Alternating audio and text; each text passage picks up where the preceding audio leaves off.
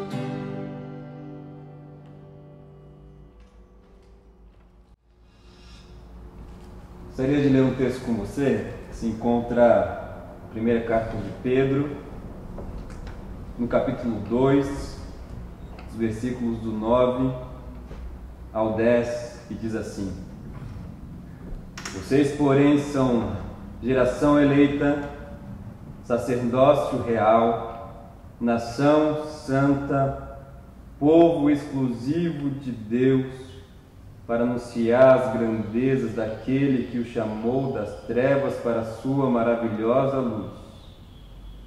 Antes vocês nem sequer eram povo, mas agora são povo de Deus. Não haviam recebido misericórdia, mas agora a receberam. Como é bom no encontro como esse nos lembrar que nós pertencemos a Deus, somos alvos da sua misericórdia e da sua bondade. Como é bom abrir a página das Escrituras e nos lembrar que eu e você, em Jesus Cristo, somos filhos amados de Deus. Possamos nessa noite, possamos neste culto, agradecer a Deus por isso e louvá-lo por isso.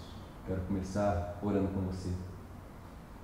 Pai, nós te louvamos nesta noite. Nós te bendizemos, nós somos gratos pelo teu infinito amor, Deus, porque em um momento da nossa história nós estávamos perdidos, mas o Senhor nos encontrou em seu Filho amado Jesus Cristo, que amorosamente se entregou para nos resgatar a fim de vivermos a sua vida, Senhor. Uma vida, Deus, marcada pela sua bondade, pela sua misericórdia, pelo seu perdão. Muito obrigado, Senhor, porque através do que o Senhor Jesus fez, nós fazemos parte da sua família, nós fazemos parte do teu povo que irá habitar no teu reino, Senhor, que está vindo, que virá, Deus, e onde nós estaremos todos juntos para louvar ao Senhor por toda a eternidade. Obrigado, Senhor. Obrigado, Deus, porque o teu amor, Deus, nos faz fazer parte do seu povo. Obrigado porque nós somos teus, Deus, do Senhor nosso Deus. Nós queremos te louvar essa noite pela tua grande bondade, porque o Senhor tem sido bom com a gente, Senhor. Verdade, Deus, o Senhor foi a melhor coisa que já aconteceu na nossa história, Senhor. Verdade. Nós queremos te louvar por isso essa noite, te bendizer de todo o nosso coração, em nome de Jesus. Vamos continuar louvando a Deus, então, agradecendo porque nós fazemos parte da família que Ele está formando, que é a sua igreja, e louvá-lo pela sua grande bondade e misericórdia. Vamos fazer isso juntos.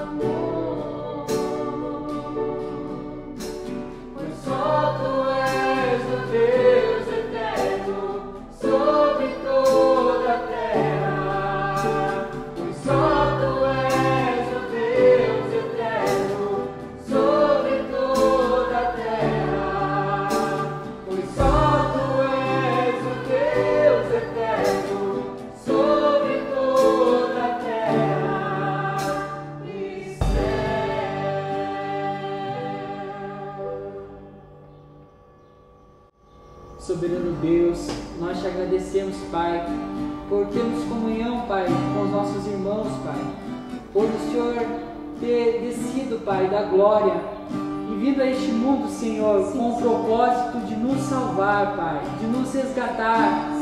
A Tua palavra diz que o Senhor veio buscar tudo quanto havia perdido, Senhor, e nós estávamos enquadrados nisso, meu Deus.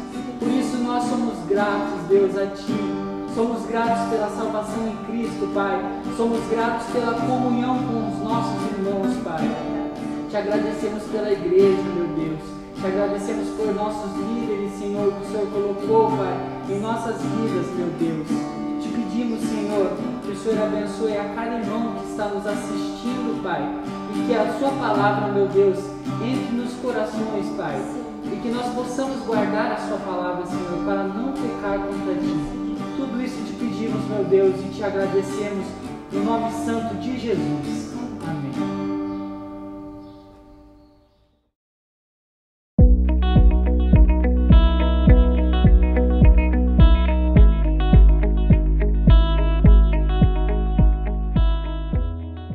Amo minha igreja porque ela é constituída de gente como eu, pecadores, falhos, imperfeitos, mas salvos pela graça, mediante a fé em Jesus Cristo. Porque ela é um lugar certo, um lugar onde Deus nos chama para estar junto. E Ele fala a mesma coisa para todas as pessoas. Porque temos comunhão com os irmãos, né? Eu amo a minha igreja, porque a minha igreja é a extensão da minha família, da minha casa. Eu me sinto protegida, acolhida, amparada, amada. Eu amo a igreja porque ela ensina a verdade. Eu amo a igreja porque eu posso aprender de Deus e eu tenho amigos super legais. Eu amo a igreja porque, amando a igreja, nós amamos o próprio Cristo. Nós amamos nossa igreja porque a cada dia que passa ela está mais inserida em todas as áreas da sociedade, visando sempre o estabelecimento do reino de Deus. Igreja é amor, igreja é de Deus. Isso para mim é uma família. Para mim, eu amo a igreja porque a igreja é minha família. E é neste lugar maravilhoso que o Senhor Deus preparou para nós, que queremos viver todos os dias da nossa vida.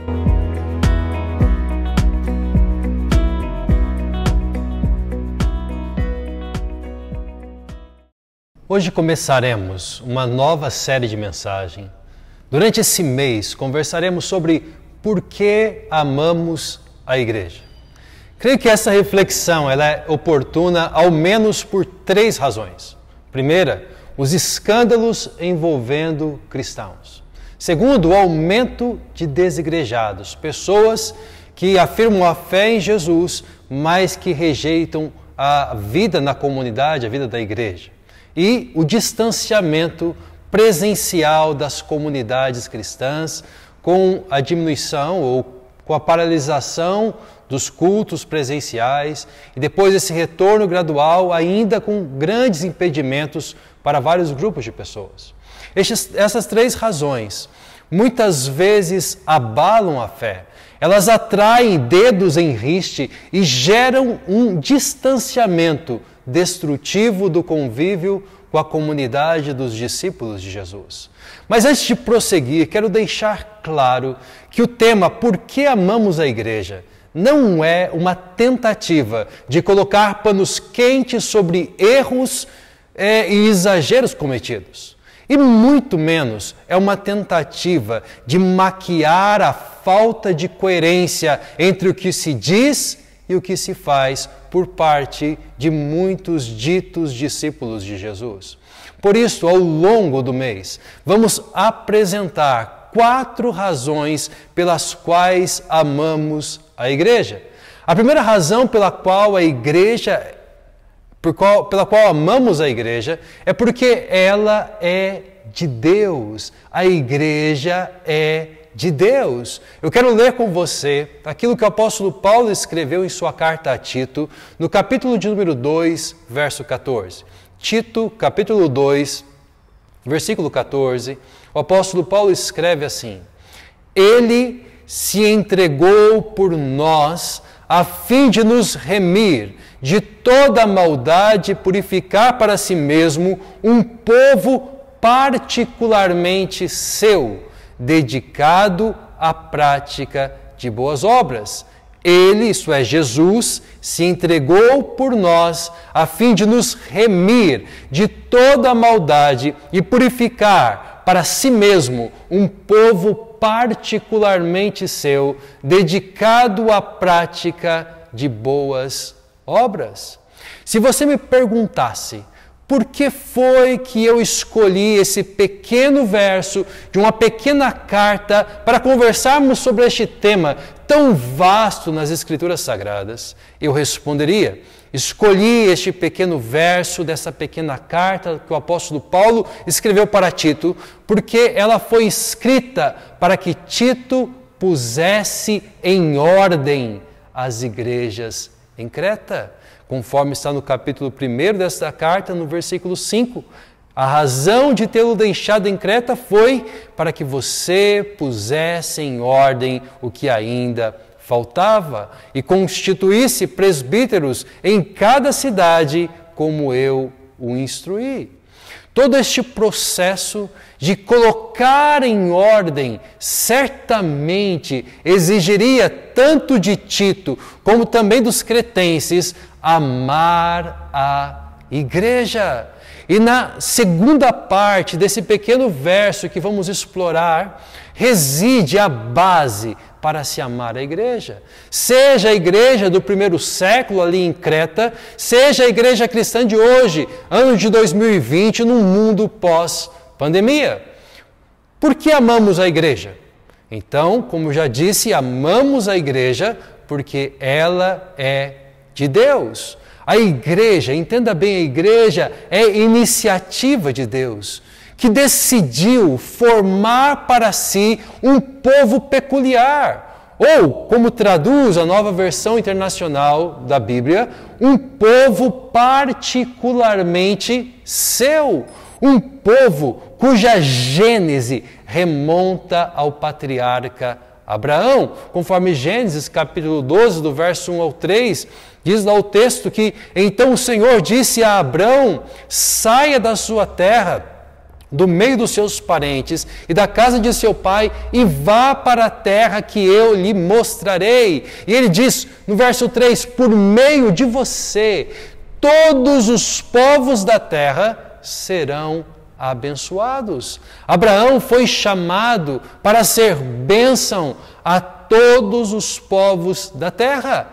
E isto aconteceria porque Deus soberanamente decidiu estabelecer uma aliança com o povo representado em Abraão, como no capítulo 17, verso 7, quando Deus novamente repete a sua promessa e a sua aliança. Ele diz: estabelecerei a minha aliança como aliança eterna entre mim e você e os seus futuros descendentes, para ser o seu Deus e o Deus de seus descendentes.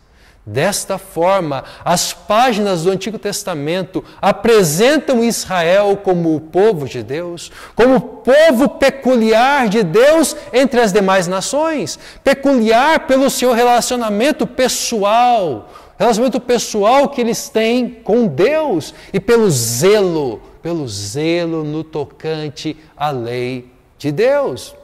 Eles são, na linguagem dos teólogos, a comunidade de contraste, a comunidade do rei, o reino de sacerdotes, a nação santa, o povo particular de Deus, cujo propósito último era trazer ao mundo aquele que se entregaria por sua igreja. Isto é, a criança prometida em Gênesis capítulo 3, verso 15, quando Deus então diz, após a queda, após a ruptura humana com o seu Criador, ele diz então à mulher, porém, diz a serpente, porém, inimizade entre você e a mulher, entre a sua descendência e o descendente dela.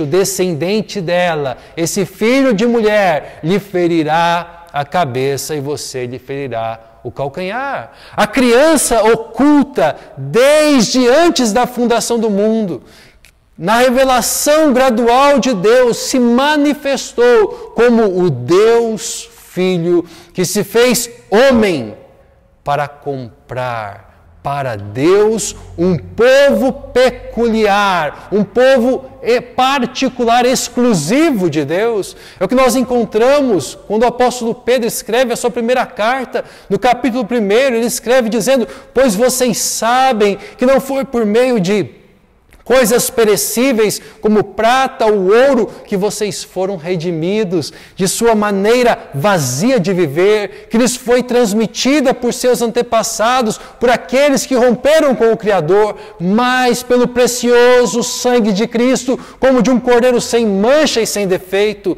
O verso 20 diz: conhecido antes da criação do mundo, revelado nestes últimos tempos, em favor de vocês.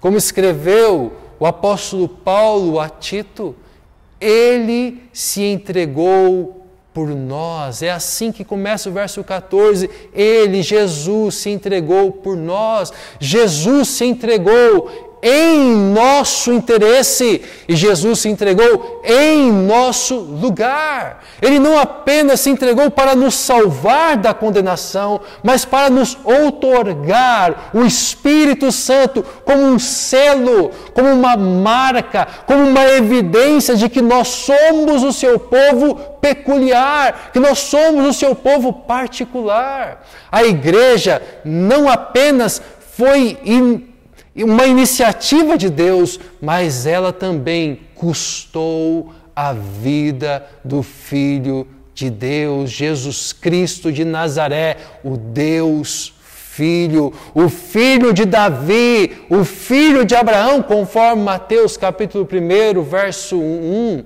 que fala da genealogia de Jesus, Filho de Deus, Filho de Davi, Filho de Abraão. Para que pusesse em ordem as igrejas em Creta, Tito deveria lembrá-las da obra realizada por Deus em Cristo Jesus.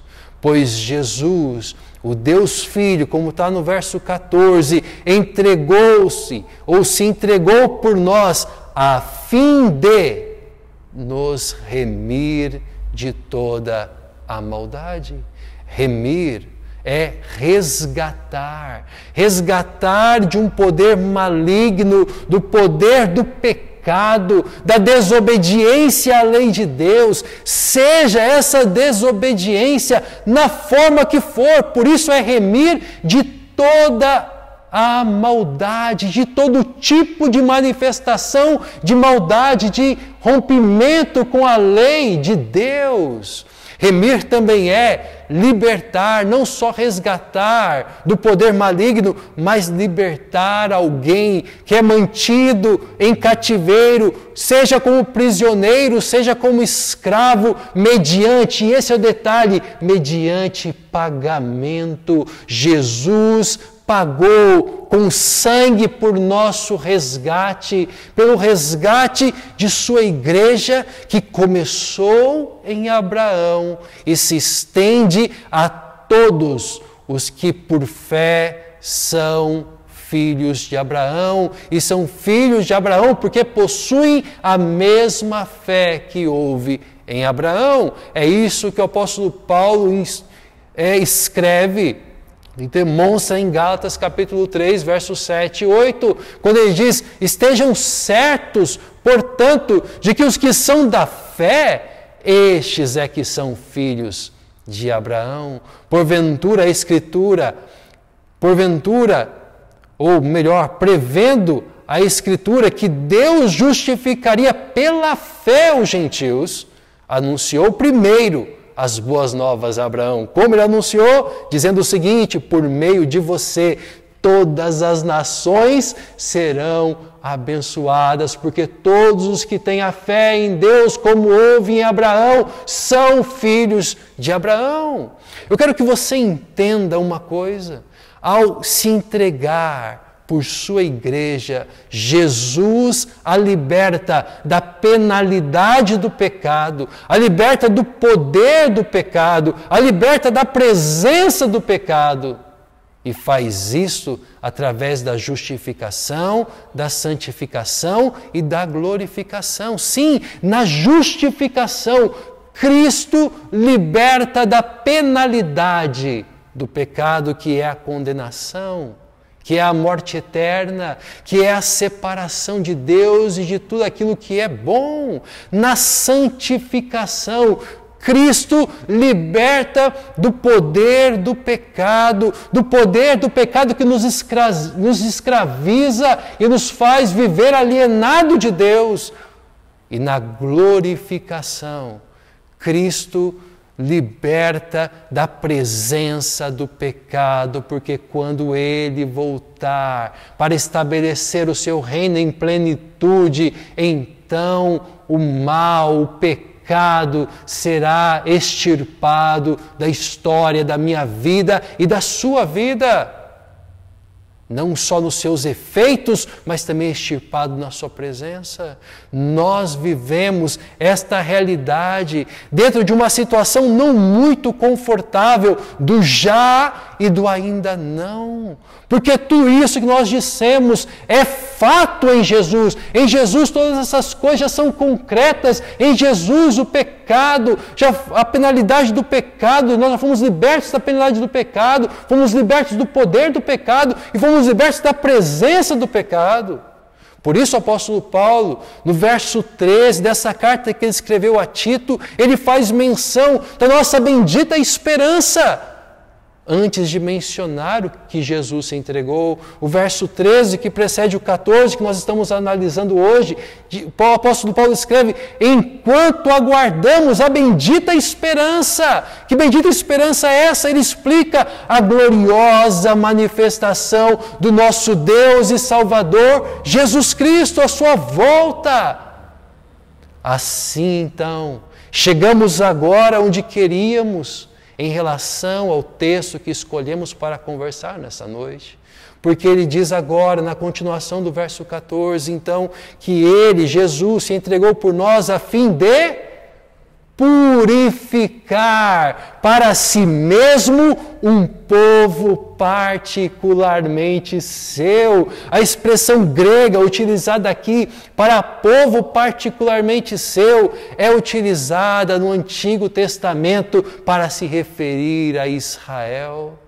Purificar implica em ser povo limpo, implica em ser povo exclusivo. Isso quer dizer ser um povo que não vive maculado mais pelo pecado, que não vive mais manchado pelo pecado, um povo que não nutre mais um coração dividido entre dois senhores, mas que se rendeu plena e totalmente a Deus mediante a fé em Cristo Jesus. Tanto Israel no Antigo Testamento como a igreja no Novo Testamento se tornam povo peculiar de Deus mediante a obra de Jesus, que justifica, santifica e glorifica, purificando-nos para sermos povo particular de Deus. É importante esclarecer que a posse de Deus sobre o seu povo peculiar, ela não é transitória, mas ela é permanente, como afirmou Jesus no Evangelho segundo João, verso 37 a 40. Ele vai dizer: todo aquele que o Pai me der virá a mim, e quem vier a mim, eu jamais o rejeitarei, eu jamais rejeitarei. E o verso 40 ele completa: porque a vontade do meu Pai é que todo que olhar para o Filho, que olhar para Jesus e nele crer, tenha a vida eterna. E olha a promessa: e eu ressuscitarei no último dia. Perceba que somos povo povo particularmente seu. Nós não somos indivíduos particularmente seu, mas nós somos o povo. E se nós recordarmos as figuras que a Bíblia utiliza para descrever a igreja, lembraremos que todas elas denotam este sentido de povo de Deus e não de indivíduos de Deus. Jesus apresentou 3 figuras para a igreja, o apóstolo Paulo apresentou outras 3 figuras. Nós temos nas Escrituras a figura da noiva, a figura da vinha, do rebanho, a figura do corpo, a figura da família e a figura do templo. Cada figura é, primeiramente, um conjunto e não uma unidade individual. E cada figura é também, ou demonstra, pertença a Cristo, ao Cristo que é o noivo da noiva, que é o tronco da videira, que é o pastor das ovelhas, que é a cabeça do corpo, que é o filho legítimo que permite que filhos ilegítimos sejam recebidos e aceitos como filhos legítimos, e ele é a pedra principal sobre a qual todas as outras pedras são sustentadas. Por fim, o apóstolo Paulo conclui este pequeno verso, desta pequena carta, escrevendo que um povo particularmente seu, dedicado à prática de boas obras. Enquanto Israel era o povo peculiar, zeloso no tocante à lei, a igreja é o povo zeloso pelos feitos nobres, ou seja, pelas boas obras que procedem da nossa fé. As boas obras que procedem da nossa fé. Este zelo ou dedicação, ela é cheia de entusiasmo e paixão. Por isso, essa ideia do dedicando ou dedicado é a ideia traz a ideia de entusiasmo, traz a ideia de paixão, que são assuntos para outro dia, quando nós formos falar sobre outras razões pelas quais nós amamos a igreja. Hoje, quero apenas que você se recorde que amamos a igreja porque ela é de Deus. Foi iniciativa de Deus. Ela custou o sangue de Cristo Jesus, que através do seu sangue remiu, purificou um povo particularmente seu, para viver a prática de boas obras, para que pusesse a igreja em ordem. Tito precisou lembrar a si mesmo e lembrar as igrejas de Creta: amamos a igreja porque ela é de Deus. Isto deveria estar presente nas conversas de Tito naquela comunidade. Isso devia estar presente no ensino de Tito. Isso devia estar presente na exortação de Tito. Isso devia estar presente na repreensão de Tito. É o que nós encontramos no verso que abre o capítulo 2 e que encerra o capítulo 2. Em Tito 2:1 ele fala: você, porém, fale o que está de acordo com a sã doutrina, e está de acordo com a sã doutrina dizer amamos a igreja porque a igreja é de Deus. E no verso 15 ele conclui dizendo: é isso que você deve ensinar, exortando-os e repreendendo-os com toda a autoridade. Deve ensinar o quê? Deve ensinar que Deus constituiu um povo particularmente seu mediante o sacrifício de Jesus, com o qual ele remiu, com o qual ele purificou um povo para si. E ele então termina o verso 5 dizendo: ninguém o despreze. ninguém o despreze por essa mensagem. O mundo pós-pandemia precisará de discípulos de Jesus, convictos de que amam a igreja e que a amam pelas razões corretas. Amam a igreja porque a igreja é de Deus. Então, para nós refletirmos um pouco, para praticarmos nesta semana, eu queria propor algo para você. 3 movimentos para refletirmos um pouquinho. Primeiro, amar a igreja, porque ela é de Deus. Não é ser conivente com as suas debilidades ou com a debilidade daqueles que constituem a comunidade, mas é ser convicto de sua natureza e do preço que Jesus pagou por ela, convicto de que a natureza da igreja, a igreja é de Deus e foi pago um alto preço por ela. Segundo, amar a igreja porque ela é de Deus é não romper com ela. Entenda, é não romper com ela, mas permanecer nela, porque Jesus se entregou por ela e Jesus a fez povo de Deus, povo peculiar de Deus, povo exclusivo de Deus.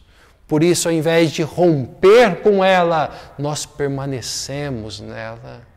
Por fim, amar a igreja, porque ela é de Deus, é não subestimar a vida comunitária, não subestimar a vida comunitária, que pode ser, sim, um dos efeitos colaterais para o remédio que encontramos para este período de pandemia, que foi os cultos online.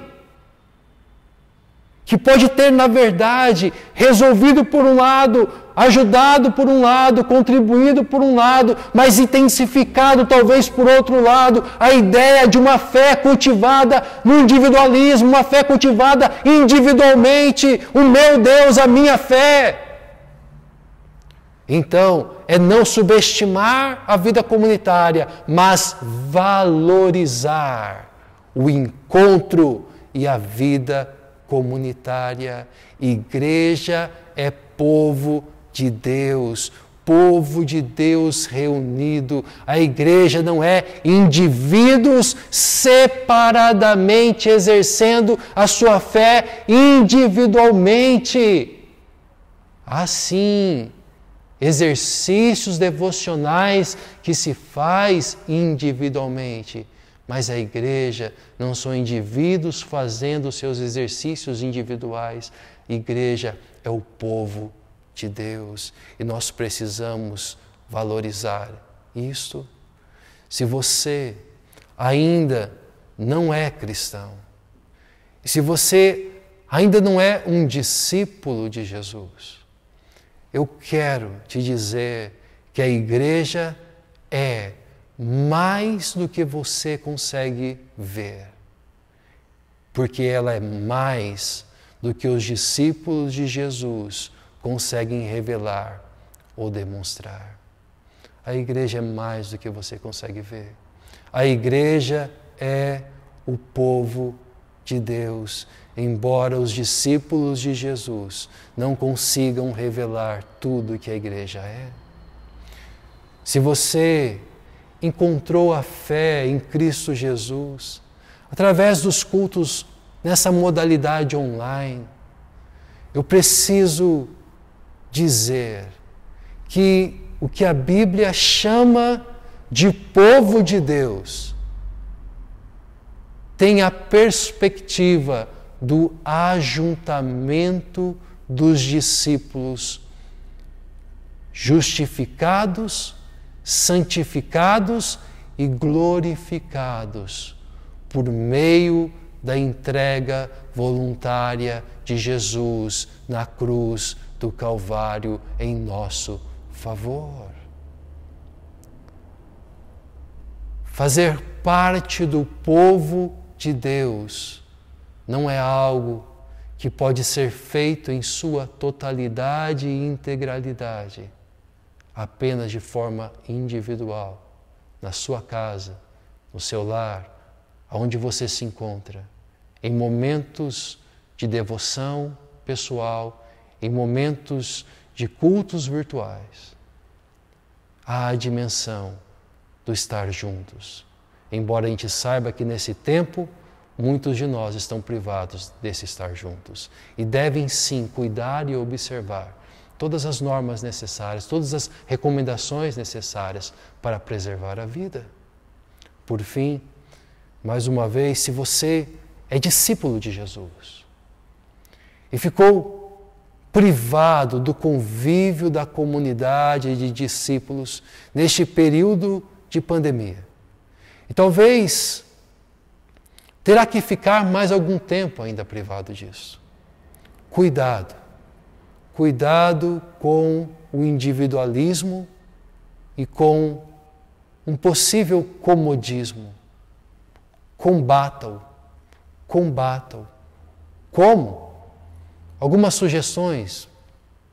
Talvez, primeiro, conectando-se aos encontros virtuais e às pessoas da comunidade de fé, de forma segura e saudável, ou de forma segura que preserve a sua saúde, que preserve a sua vida. Então, de forma remota, WhatsApp, Facebook, telefone, mas se conectando e não permanecendo apenas nesse momento de culto virtual, onde não há interação com outros discípulos de Jesus. Uma segunda forma de combater, penso que é nutrindo no coração o anseio de estar no ajuntamento do povo de Deus, o anseio de estar no ajuntamento do povo de Deus, nutrindo talvez o sentimento do salmista, que chora, que lamenta por não poder estar na presença de Deus, na cidade de Jerusalém, aonde o povo judeu adorava ao Senhor. Por último, uma terceira sugestão, talvez seja dedicando-se à prática de boas obras, de forma comunitária, não apenas individual, unindo-se a outros discípulos, ainda que não presencialmente. Esse é algo que nós podemos fazer em conjunto, nós podemos fazer de forma comunitária, embora não presencial. Quando nós ficamos sabendo do que está acontecendo, nós nos envolvemos com doações, nos envolvemos com orações, nos envolvemos com aconselhamentos, nos envolvemos com conversas, com planejamentos e com execuções. Que Deus nos abençoe, que Deus nos livre de uma fé que rejeita a igreja, de uma fé que é segundo as Escrituras, uma fé para ser vivida como o povo peculiar de Deus, como o povo particularmente seu. Que Deus nos livre do individualismo e que Deus nos traga sempre esse senso de que somos povo de Deus, comunidade, comprada, remida, purificada pelo sacrifício de Jesus, para ser o povo particular de Deus. Que Deus te abençoe. Eu queria orar com você. Queria convidar você a fechar teus olhos. Queria convidar você no seu lugar, onde você está, a se colocar diante de Deus em oração. Fazer a tua oração. Falar com Ele. Porque Ele é o Deus disponível a todo o seu povo. Porque o seu povo todo é sacerdote. O seu povo todo tem acesso a Ele mediante Jesus Cristo. E Ele te ouve aí onde você está. Seja com palavras ditas de forma audível, seja com aquelas palavras do coração e da mente, que nós não conseguimos falar, mas Ele as ouve, Ele as conhece e Ele te fez povo dEle. e está convidando a cada um de nós, que ainda não é povo dele, a ser povo dele, mediante a fé em quem Jesus é e naquilo que Jesus fez. Nós tínhamos um problema irremediável para com Deus, mas Deus nos amou e enviou Jesus para se entregar, para nos resgatar, para fazer com que aqueles que deixaram de ser povo, porque decidiram viver sem Deus, pudessem voltar a ser povo, povo exclusivo de Deus. Bondoso Deus, Pai nosso, Senhor nosso, nós nos colocamos diante de Ti, não em nosso nome, mas em nome do Teu Filho, Jesus, o Deus Filho que por nós se entregou. Nós agradecemos porque fazemos parte do Seu povo. Mantenha, ó Deus, vivo em nosso coração o anseio por estar reunido com a Tua comunidade, com a comunidade dos Teus discípulos, Senhor. Pai, consola aqueles que assim desejam, mas estão, ó Deus, impedidos nesse momento de participar, ó Deus. Pai, cuida, preserva aqueles que estão, ó Deus, não só em nossa comunidade, mas em outras, ó Deus, reunindo-se presencialmente. Dá-nos sabedoria, dá-nos, ó Deus, o cuidado para que possamos, ó Deus, estar reunido como povo, guardado, ó Deus, todas as recomendações da saúde, ó Deus. Bondoso Deus, mas mais do que estarmos ou não neste momento reunidos, dá-nos, ó Deus, essa certeza de que o Senhor não nos chamou para sermos indivíduos de Deus, mas para sermos povo de Deus. E que assim possamos viver como Teu povo. Hoje, Deus, com várias restrições, mas se o Senhor permitir, em breve, sem todas essas restrições. Nós Te agradecemos por toda a Tua obra realizada em nosso favor e clamamos por Tua ajuda para que vivamos nessas boas obras as quais o Senhor nos chamou a viver. É no nome de Jesus que oramos. Amém e amém. Que Deus abençoe a sua vida, que Deus esteja com você nesta semana, que enquanto nós ouvimos mais uma canção, que você possa aproveitar para louvar a Deus, que você possa aproveitar para continuar a tua oração e que juntos como povo possamos ver Deus realizando a sua obra em nós, por nós e através de nossas vidas. Que Deus te abençoe.